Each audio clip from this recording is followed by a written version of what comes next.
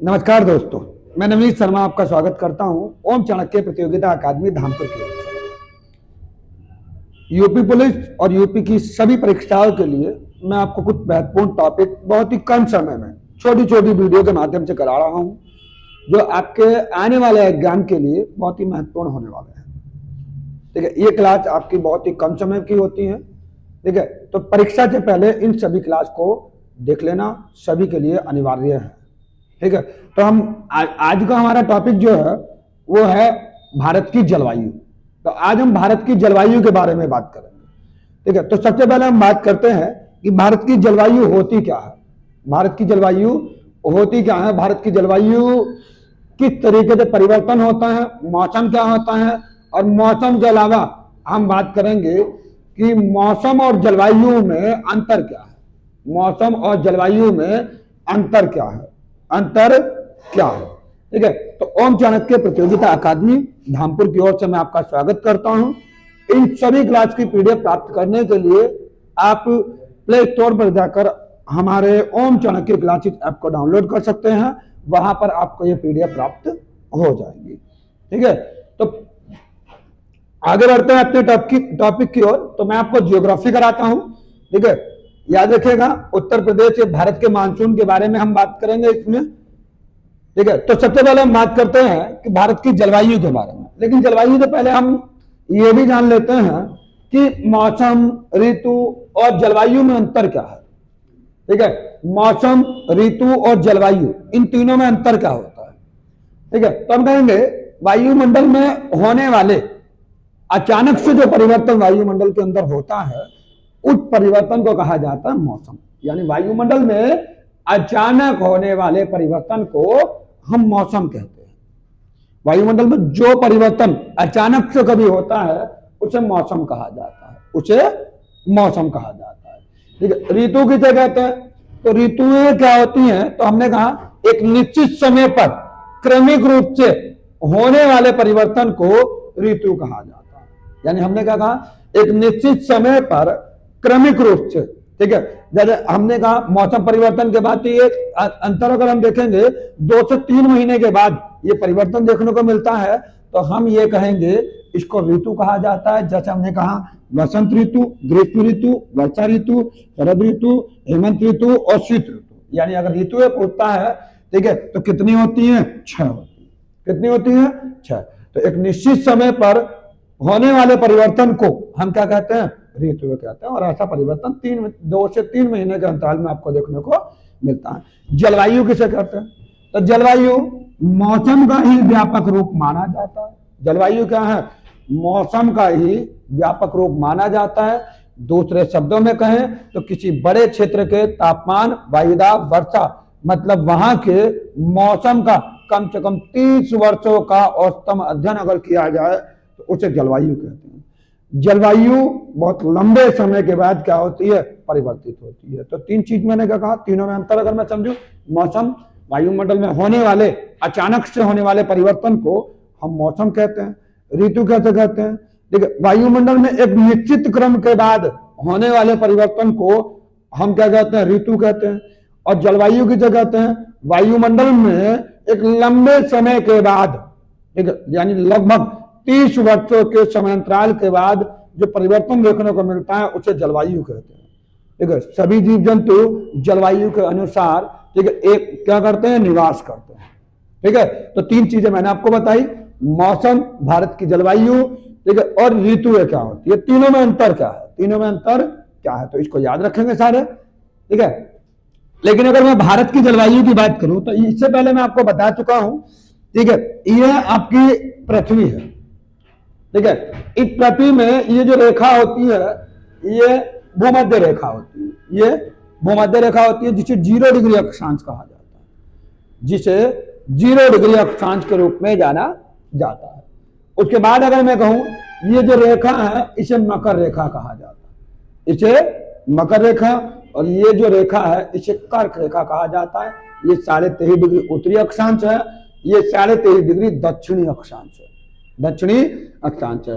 ये जो है 0 डिग्री देशांतर है, ये 0 डिग्री देशांतर होती है। कौन सी देशांतर है, 0 डिग्री देशांतर होती है। ठीक है। भारत की अगर मैं स्थिति की बात करूं, भारत से 23.5 डिग्री उत्तरी अक्षांश यानी कर्क रेखा भारत के बिल्कुल बीचों बीच से गुजरती है।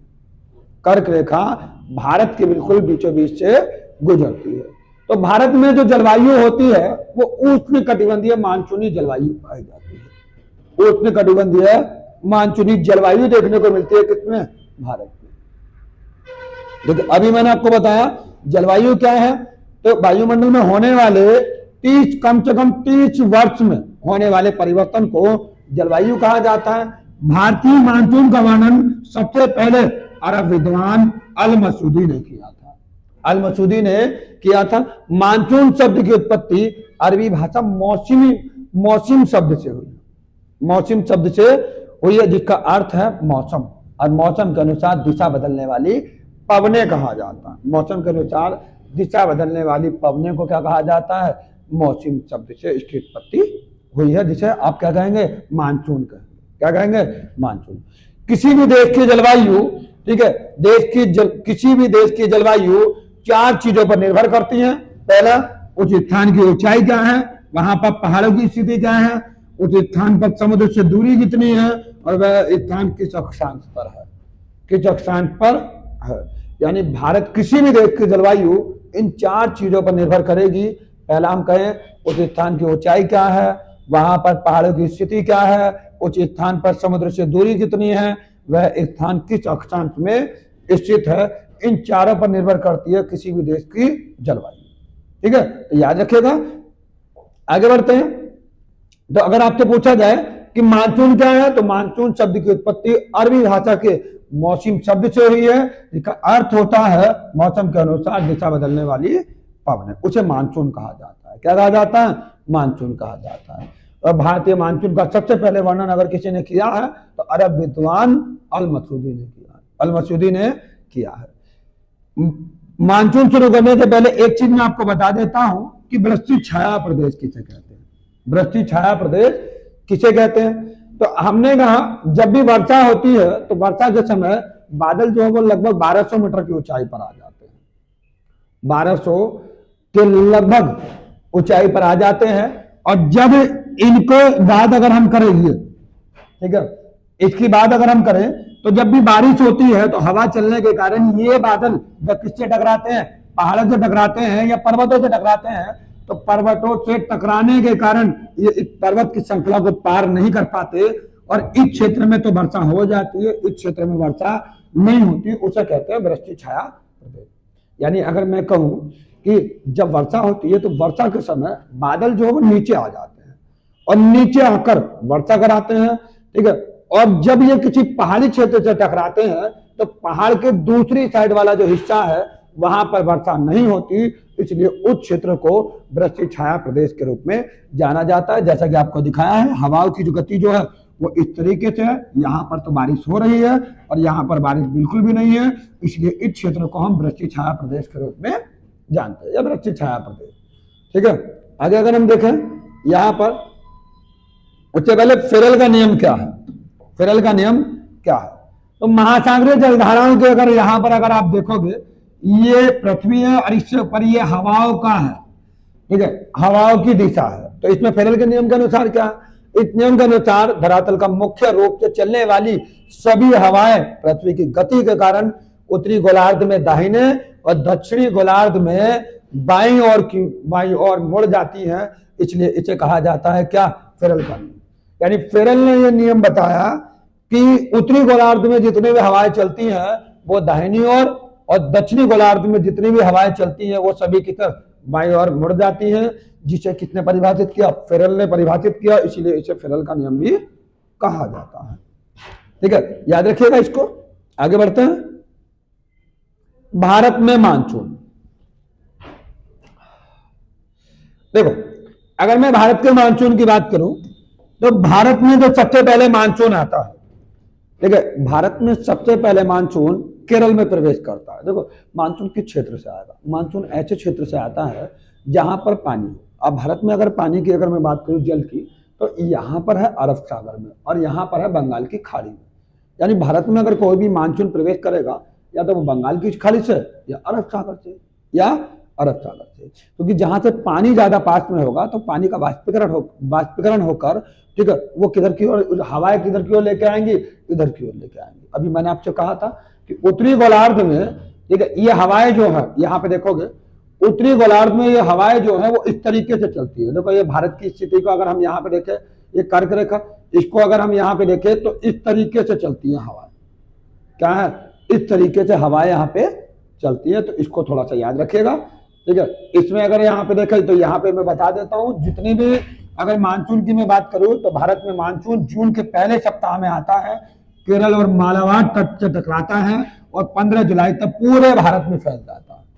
15 जुलाई तक पूरे भारत में फैल जाता है। ये आपकी भूमध्य रेखा, भूमध्य रेखा जो ऊपर जो रेखाएं हैं वो इस तरीके से, यानी मानसून जो चलेगा वो ऐसे चलेगा ऊपर की ओर, कहां की ओर, ऊपर की ओर। तो यहां से दाहिनी ओर मुड़ जाती है, मैंने अभी कहा था उत्तरी गोलार्ध में जो हवाएं हैं वो दाहिनी ओर चलती है, ठीक है। तो जितने भी मानसून यहाँ से हवाएं चलेंगी वो इस तरीके से चलेंगी।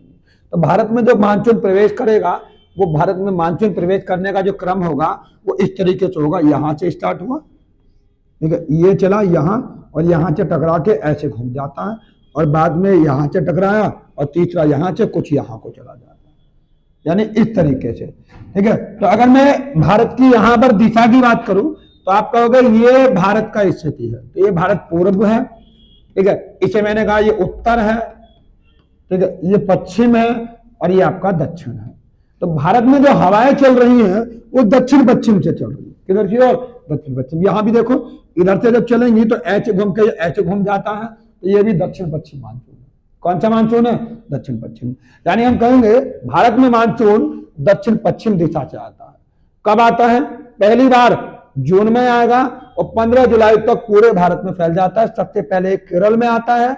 दक्षिण पश्चिम मानसून की दो शाखाएं हैं, अरब सागर और बंगाल की खाड़ी। उत्तर प्रदेश में जो वर्षा कराता है वो बंगाल की खाड़ी की शाखा कराती है। कौन सी शाखा कराती है, बंगाल की खाड़ी। तो अगर इसे हम यहां पे देखें तो हम ये कहेंगे ये दिशाएं उत्तर पश्चिम है, ये पश्चिम है, ये दक्षिण पश्चिम है, ये दक्षिण है, ये दक्षिण पूर्व है, ये पूर्व है, ये उत्तर पूर्व है और ये उत्तर है, ये उत्तर दिशा है। तो भारत में जो मानसून है पहले 1 जून को आता है, फिर 5 जून को, 10 जून, 15 जून, 1 जुलाई, 15 जुलाई, यानी 15 जुलाई तक मानसून जो है वो भारत में, पूरे भारत में फैल जाएगा। यानी सबसे पहले मानसून भारत में 1 जून को प्रवेश करता है, उसके बाद 5 जून को प्रवेश करता है, उसके बाद 10 जून को प्रवेश करता है, उसके बाद 15 जून को प्रवेश करता है। इस तरीके से 1 जून को प्रवेश करने वाला मानसून केरल में सबसे पहले प्रवेश करता है। कहां पे, केरल में, ठीक है। 5 जून को प्रवेश करने वाला मानसून मुंबई में प्रवेश करता है, मुंबई में प्रवेश करता है। और 15 जून को प्रवेश करने वाला मानसून गुजरात के सौराष्ट्र में प्रवेश करता है और भारत में वर्षा कराते हैं, और भारत में वर्षा कराते हैं। तो इसको थोड़ा सा याद रखिएगा। लेकिन उत्तर प्रदेश में जो वर्षा कराता है वो बंगाल की खाड़ी से उठने वाला मानसून कराता है। कौन सा मानसून कराएगा, बंगाल की खाड़ी से उठने वाला मानसून उत्तर भारत में वर्षा कराता है। तो यहां पर अगर मैं देखूं तो मैंने ये कहा कि अरब सागर की शाखा की अगर मैं बात करूं, ये अरब सागर है, यहाँ पे अरब सागर। तो अरब सागर से उठने वाला मानसून, अरब सागर की शाखा सबसे पहले पश्चिमी घाट से टकराकर केरल में वर्षा कराती है। उसके बाद मानसून गुजरात के पास 3 दिशाओं में मुड़ जाता है। गुजरात, दूसरी सीधा निकल जाता है और तीसरी शाखा में मध्य प्रदेश की ओर मुड़ जाता है। यानी पहला मानसून भारत में 1 जून को प्रवेश करता है। सबसे बड़ी बात यह है कि 1 जून को प्रवेश करने वाला मानसून तमिलनाडु में वर्षा नहीं कराता, तमिलनाडु में वर्षा नहीं कराता, क्योंकि तमिलनाडु यहां से प्रवेश करेगा और यहां से प्रवेश करता हुआ ऐसे निकल जाएगा। यहां का जो क्षेत्र है वो बच जाता है, क्योंकि ये सारा क्षेत्र वृष्टि छाया क्षेत्र में आता है और वृष्टि छाया क्षेत्र होने के कारण मानसून जो है वो सीधा निकल जाता है, सीधा निकल जाता है। इसलिए कभी भी तमिलनाडु में बारिश नहीं कराता। तमिलनाडु में वर्षा होने का कारण लौटता हुआ मानसून है, यानी लौटता हुआ जो भी मानसून होगा वो तमिलनाडु में वर्षा कराएगा। कहां पे वर्षा कराएगा, तमिलनाडु में वर्षा कराएगा। इसको थोड़ा सा याद रखेंगे, आगे बढ़ेंगे। बंगाल की खाड़ी, दूसरी चीज, एक चीज और बता देता हूं। 5 जून को प्रवेश करने वाला मानसून मुंबई में प्रवेश करता है और याद रखना वो छत्तीसगढ़ में वर्षा नहीं कराता, छत्तीसगढ़ में वर्षा नहीं कराएगा। इसका कारण क्या है, इसका कारण है छत्तीसगढ़ जो है वो वृष्टि छाया प्रदेश में आता है। किसमें आता है? वृष्टि छाया प्रदेश में आता है, जिसके कारण 5 जून को प्रवेश करने वाला मानसून भी छत्तीसगढ़ में वर्षा नहीं कराता, लेकिन 1 जून में प्रवेश करने वाला मानसून छत्तीसगढ़ में हल्की हल्की वर्षा करा देता है। ठीक है, याद रखेंगे इसको। अब बंगाल की खाड़ी की अगर मैं बात करूं तो बंगाल की खाड़ी को अगर देखें तो बंगाल की खाड़ी ये होती है। तो बंगाल की खाड़ी से उठने वाला जो मानसून है, बंगाल की खाड़ी वाली शाखा सीधे जाकर मेघालय की गारो खासी जयंतियां, ये पर्वत श्रृंखला है, इससे टकराती हैं और उनकी कीप जैसी आकृति होने के कारण मानसून इनमें फंस जाता है, जो खूब वर्षा कराता है। कुछ मानसून असम में और अरुणाचल प्रदेश में भी बारिश कराते हैं। इसी मानसून की एक शाखा गारो पहाड़ी से टकराकर बाईं ओर घूम जाती है, झारखंड, उत्तर प्रदेश, बिहार में भी बारिश कराती है और अंत में अरब सागर वाली शाखा, बंगाल की खाड़ी वाली शाखा, दोनों मिलकर पंजाब में बारिश करा देते हैं। यानी उत्तर प्रदेश में अगर मुख्यतः कोई बारिश कराता है तो वह बंगाल की खाड़ी है। कौन सी है? बंगाल की खाड़ी है। अरब सागर से उठने वाला मानसून और बंगाल की खाड़ी से उठने वाला मानसून कहां पर एक साथ मिलते हैं? तो ये पंजाब में जाकर एक साथ मिल जाते हैं। कहां पे जाकर एक साथ मिलते हैं? पंजाब में जाकर एक साथ मिलते हैं और पंजाब में दोनों बारिश कराते हैं, दोनों बारिश कराते हैं। इसको याद रखिएगा। मानसून का लौटना किसे कहते हैं? देखिए, मैंने भी कहा था तमिलनाडु में जो वर्षा कराता है वो लौटता हुआ मानसून कराता है, क्योंकि 1 जून को प्रवेश करने वाला मानसून तमिलनाडु में वर्षा नहीं कराएगा, तमिलनाडु में वर्षा नहीं कराएगा। मानसून का लौटना सितंबर के महीने में सूर्य की किरण विषुवत रेखा सीधे पड़ने लगती हैं, जिस कारण यहाँ पर वायु दाब निम्न हो जाता है और इसी कारण भारत से मानसून क्या होने लगता है?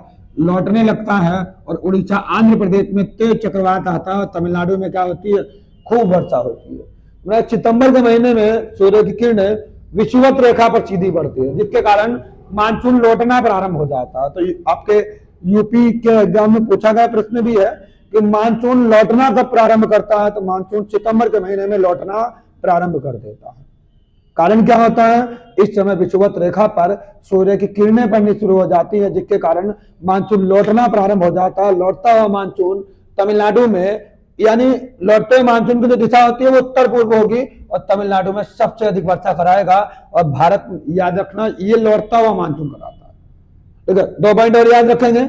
भारत में अगर सबसे अधिक वर्षा कहीं होती है तो माचिनराम मेघालय में होती है और सबसे कम लद्दाख के लेह में होती है, लद्दाख के लेह में होती है। भारत में उष्णकटिबंधीय मानसूनी वर्षा देखने को मिलती है और इसकी शुरुआत जून से होती है और 15 जुलाई तक मानसून पूरे भारत में फैल जाता है और सितंबर के महीने से मानसून लौटना शुरू कर देता है। अरब सागर से उठने वाला मानसून और बंगाल की खाड़ी से उठने वाला मानसून, दोनों ही मानसून को अगर हम देखें तो कहां पे वर्षा कराते हैं? देखिए, पंजाब में दोनों एक साथ जाकर मिल जाते हैं, जिसके कारण भारी मात्रा में वर्षा कराते हैं, भारी मात्रा में वर्षा कराते हैं। ठीक है, इसको भी याद रखेंगे। आगे है पश्चिमी विक्षोभ किसे कहते हैं? पश्चिमी विक्षोभ किसे कहते हैं? तो देखो, एक चीज मैं आपको ये बता देता हूं, पश्चिमी विक्षोभ किसे कहा जाता है? तो पश्चिमी विक्षोभ कहा जाता है, ये आपका क्षेत्र है, ठीक है, ये भारत है, ये क्या है? भारत है। देखो, तो मैंने कहा अरब सागर से और यहाँ पर। तो अगर मैं बात करूं सर्दियों में वर्षा होने का कारण क्या है, तो ये आपका भूमध्य सागर होता है। आपसे मैंने कहा था भूमध्य रेखा से ऊपर वाली हवाएं जो है वो दाएं ओर को मुड़ जाती है, तो भूमध्य सागर से आने वाली हवाओं को, ठीक है, जो भारत में वर्षा कराती है उसे पश्चिमी विक्षोभ कहा जाता है। यानी भारत में वर्षा केवल अरब सागर और बंगाल की खाड़ी से नहीं होती, भारत में वर्षा इस भूमध्य सागर से भी होती है। यहां से आने वाली ठंडी हवाएं वो भारत में वर्षा कराती है, जिसे पश्चिमी विक्षोभ के रूप में जाना जाता है। पश्चिमी विक्षोभ गेहूं की फसल के लिए काफी उपयोगी होता है। तो पश्चिमी विक्षोभ है क्या? तो भारतीय मौसम विज्ञान के अनुसार, ठीक है, पश्चिमी विक्षोभ ऐसे तूफान है जो कैस्पियन सागर या भूमध्य सागर में उत्पन्न होते हैं और उत्तर पश्चिम भारत में गैर मानसूनी वर्षा के लिए जिम्मेदार होते हैं, मतलब बिना समय के वर्षा के लिए कराने का काम करते हैं। कौन? पश्चिमी विक्षोभ। इन्हें भूमध्य सागर में उत्पन्न होने वाले एक उष्णकटिबंधीय तूफान के रूप में चिन्हित किया जाता है, जो एक निम्न दाब का क्षेत्र है। उत्तर पश्चिम भारत में अचानक वर्षा, बर्फबारी और कोहरे के लिए जिम्मेदार कौन सा होता है? पश्चिमी विक्षोभ होता है। दिसंबर के महीने में अत्यधिक ठंड बढ़ने का कारण भी या हम कहेंगे जनवरी के महीने में ठंड पड़ने का कारण भी पश्चिमी विक्षोभ होते हैं। ये उत्तराखंड, लद्दाख, हिमाचल प्रदेश जैसे क्षेत्रों में बर्फ के लिए जिम्मेदार होते हैं। किसके लिए? बर्फ के कारण। ये बर्फ जो पड़ती है, ठीक है, हम कहेंगे कोहरा जो धुंध होता है, उसके लिए भी पश्चिमी विक्षोभ जिम्मेदार होते हैं। अब अगर हम इसमें देखें जनवरी के महीने में इस बार ठंड कुछ ज्यादा है। तो ठंड होने का मुख्य कारण क्या है? पश्चिमी विक्षोभ है। तो पश्चिमी विक्षोभ क्या कहते हैं?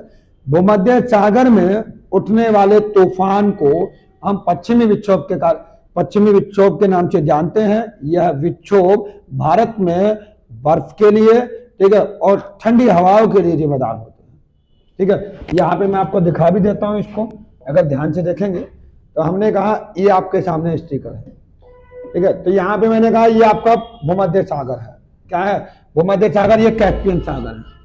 इन दोनों में जब तूफान उठेगा तो तूफान उठने के कारण ये हवाएं ऐसे घूमती कहाँ आएंगी? भारत आएंगी, और भारत में भारी मात्रा में बर्फ के लिए जिम्मेदार जो कौन होते हैं? पश्चिमी विक्षोभ होते हैं। इनसे ठंडी हवाएं चलती है और गेहूं की फसल के लिए सबसे ज्यादा उपयोगी ये माने जाते हैं। तो भारत में मानसून में अरब सागर से उठने वाले मानसून, ठीक है, अगर हम कहें बंगाल की खाड़ी से उठने वाले मानसून, तो बंगाल की खाड़ी से के साथ साथ पश्चिमी विक्षोभ के कारण मानसून परिवर्तन यहाँ पे देखने को मिलता है। यानी मौसम में परिवर्तन इन्हीं के कारण देखने को मिलता है। ठीक है, थोड़ी सी चीजें और है जो मैं आपको बता देता हूं। आम्र वर्षा, यानी अम्ल वर्षा किसे कहते हैं? अम्ल वर्षा किसे कहते हैं? तो इसको मैं दिखाई देता हूं। यहां पे अगर देखेंगे, देखिए ये देखो एसिड रेन है। क्या है? Acid rain. तो हमने ये कहा कि ये अम्ल वर्षा किसे कहते हैं? याद रखना, अम्ल वर्षा का पीएच मान जो होगा वो 5.5 होगा। पहले मैं ये दिखा देता हूं आपको। इसमें देखेंगे मार्च और अप्रैल के महीने में मानसून आने से पहले बिहार और पश्चिम बंगाल के कुछ क्षेत्र में वर्षा देखने को मिलती है। आम की फसल के लिए काफी उपयुक्त होती है। इसे आम्र वर्षा कहा जाता है। ये तो है आम्र वर्षा, लेकिन हमने कहा अम्ल वर्षा। हम किसकी बात कर रहे हैं? अम्ल वर्षा की। किसकी?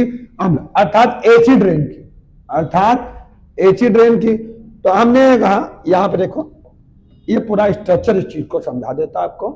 ठीक है, ये आपकी फैक्ट्रियां लगी हुई हैं। ये फैक्ट्रियां, इनसे कौन सी गैस निकल रही है? SO2, सल्फर डाइऑक्साइड, और NO2, नाइट्रस डाइऑक्साइड। ठीक है, ऊपर क्या है? जल है, यानी H2O। क्या है? H2O है।